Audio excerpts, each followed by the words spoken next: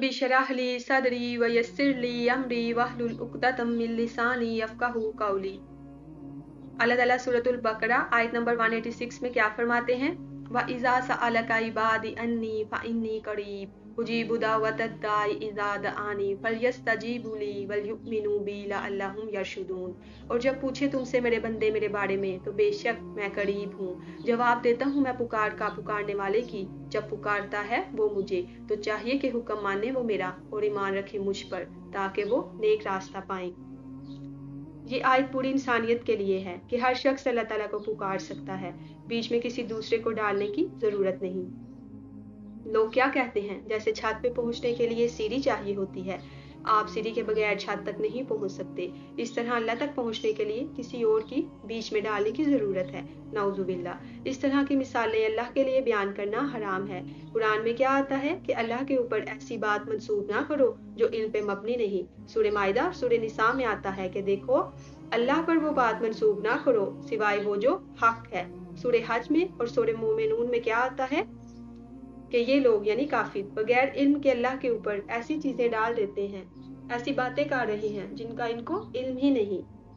तो क्या अल्लाह की शान ही नहीं है मगर इनके बगैर नहीं कर सकते? तो फिर ये कहना कि जिस तरह छत तक पहुंचने के लिए सीढ़ी जरूरी है, इस तरह अल्लाह तक पहुंचने के लिए कोई वास्ता जरूरी है। अगर आप इस वास्ते से मुराद पैगंबर ले रहे हैं तो पैगंबर सीढ़ी नहीं, वो आपको अल्लाह की शनाख्त करवाता है। ये नहीं कहते कि आप हमें पूजना शुरू कर दो, और वो ये भी नहीं कहते कि जो कुछ हम तुम्हें सिखा रहे हैं वो हमारी तरफ से हैं, बल्कि वो वसीला होते हैं इस एतबार से कि अल्लाह के पैगामात हम तक पहुंचा रहे हैं, इसलिए नहीं कि उनकी इबादत करनी शुरू कर दी जाए जिस तरह ईसाइयों ने हजरत ईसा की। और बुखारी में क्या आता है कि रसूलुल्लाह ने फरमाया, देखना मेरी शान को इस तरह बुलंद ना करना जिस तरह निसारा ने अपने पैगंबर की शान को बढ़ा दिया। मैं अल्लाह का बंदा हूँ और उसका रसूल हूँ, मुझे अल्लाह का बंदा और उसका रसूल ही कहना। डॉक्टर इसरार इस आयत के बारे में क्या कहते हैं कि रमज़ान के बारे में मुसलसल डिस्कशन हो रही है और 6 आयत और फिर अचानक ये आयत आ जाती है कुरान में, तो यकीनन इसका ताल्लुक रमज़ान के साथ है। इससे पहले भी रमज़ान पे डिस्कशन हो रही है कुरान में और इसके बाद भी कि रोज़े में ये करो वगैरह वगैरह। तो कहते हैं इसका मतलब है कि रमज़ान वो महीना है जिसमें कुरान के ज़रिए अल्लाह तक पहुँच सकते हैं, क्योंकि कुरान ही तो तज़किया करता है इंसान का अगर इसका तर्जुमा आता हो। आप तरावी में तर्जमे वाला कुरान या एयरप्लेन मोड में तर्जमे वाला कुरान खोल कर खड़े हो जाएं कि कारी साहिब क्या फरमा रहे हैं, तो फिर आप पे असर होगा। सहाबा किराम की तो जुबान ही अरबी थी, उन्हें ऐसा करने की जरूरत ना थी। रमजान में इंसान पूरा दिन भूखा प्यासा रहता है और रात को खड़ा हो जाता है कुरान सुनने के लिए, कितनी तकलीफ उठाता है। दिन को पेट की कुर्बानी देना और रात को नींद की कुर्बानी, तो जहन में आता है ना कि जिसके लिए मैं कुर्बानियां कर रहा हूँ, क्या उसको भी पता है कि मैं उसके लिए क्या कुछ कर रहा हूँ? जब इंसान को पता होता है कि जिसके लिए वो कर रहा है वो मुझे देख रहा है, वो जानता है, तो फिर तकलीफ सहना आसान हो जाता है। क्यों?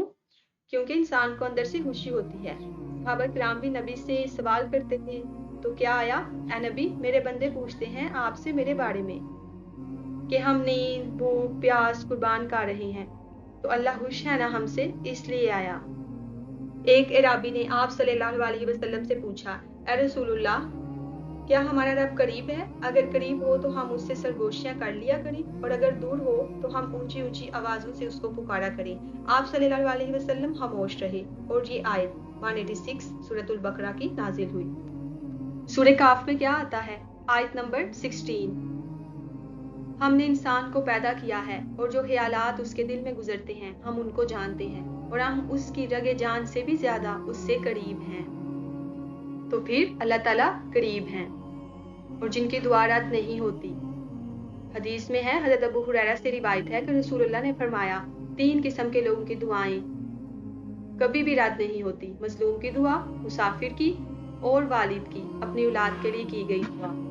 हज़रत अनस से मरवी है कि रसूलुल्लाह सल्लल्लाहु अलैहि वसल्लम ने फरमाया, दुआ इबादत का मक्स है, यानी सारी इबादत एक तरफ और दुआ मांगना एक तरफ।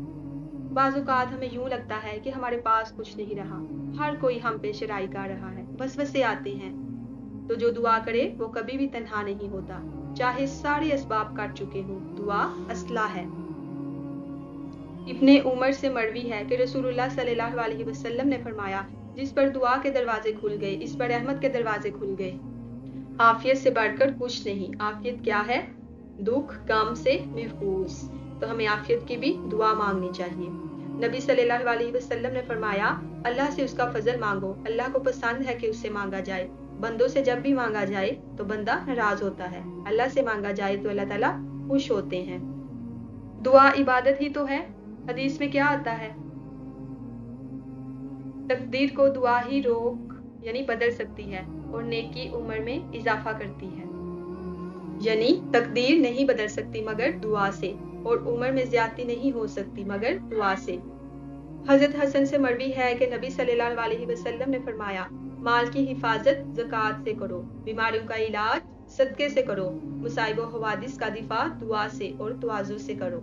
हज़रत आयशा ने फरमाया, रसूलुल्लाह सल्लल्लाहु अलैहि वसल्लम ने फरमाया, दुआ निजात देती है इस मुसीबत से जो उतर चुकी और इससे भी जो अभी नहीं उतरी, और बला उतरती है तो दुआ उससे जा मिलती है, फिर दोनों आपस में लड़ती हैं और ये झगड़ा क़यामत तक चलता रहेगा। नबी सल्लल्लाहु अलैहि वसल्लम ने क्या फरमाया?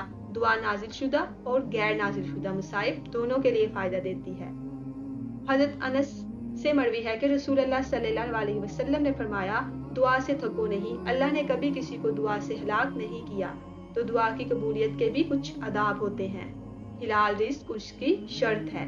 एक शख्स सफ़र करके आता है, बहुत हंसता हाल है और कहता है, मेरे रब, हालांकि उसकी दुआ कैसे कबूल होगी, उसका खाना पीना हराम का है।